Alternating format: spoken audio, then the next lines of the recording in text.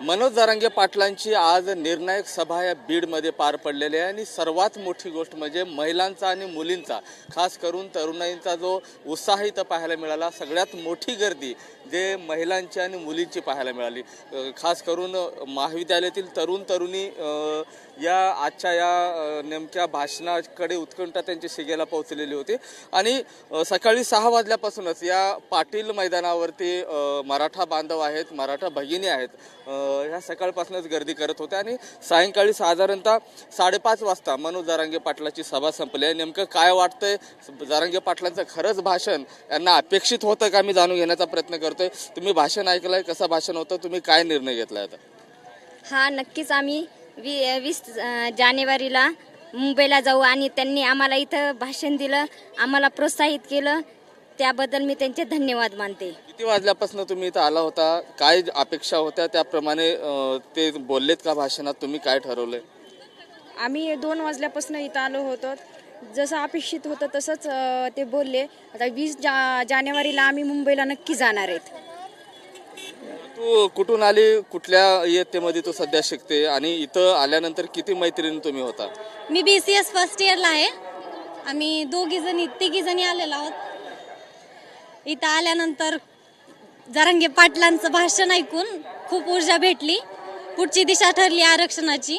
20 जानेवारी तारीख ठरवली आहे त्यांनी.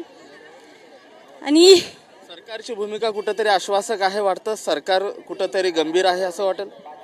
नाही, सरकारने आम्हाला आरक्षण दिलंच पाहिजे आणि ते आमच्या हक्काचं आहे. आमच्या मराठ्यांचे कितीतरी असे व्यक्ती असे म्हणजे आत्महत्या करत आहेत, ते काय डोळे झाकून बसलेत का, हे त्यांना आम्ही नक्कीच ठाम विचारू. आणि 20 जानेवारीला आम्ही नक्की मुंबईला, काही असो, आम्ही मुंबईला चलत का होईना जाऊच आणि उपाशी तापाशी आम्ही आरक्षण घेणारच. हे आमच्या हक्काचं आहे आणि ते आम्ही मिळूनच राहणार. धन्यवाद. काय संदेश आज तुम्ही इथून घेऊन जाताय? पाटील मैदानावरती तुम्ही सकाळपासून इथं बसलेला होता. आज 23 डिसेंबर 2023 आज आम्ही आमच्या मुलाबाळांना घेऊन सकाळपासून बसलेलो आहोत आणि आम्ही एवढीच शासनाकडून अपेक्षा करतो की आमच्या मुलाबाळांचा विचार करावा आणि जसे हक्काने आम्हाला मतदान मागतात तसंच आम्हाला हक्क आमचा द्यावा आणि आम्हा मराठ्यांना आरक्षण द्यावं, हीच आमची नम्र विनंती. जसं मतदान जसं हक्काचं असतं त्याच पद्धतीनं आता आरक्षणासाठी देखील आता पुढाकार सरकारने घ्यायला पाहिजे.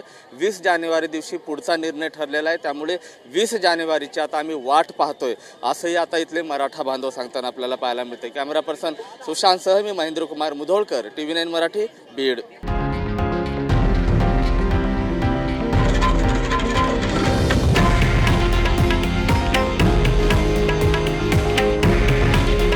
हे आहे देशातील नंबर 1 न्यूज नेटवर्क आणि आपण पाहत आहात TV9 मराठी.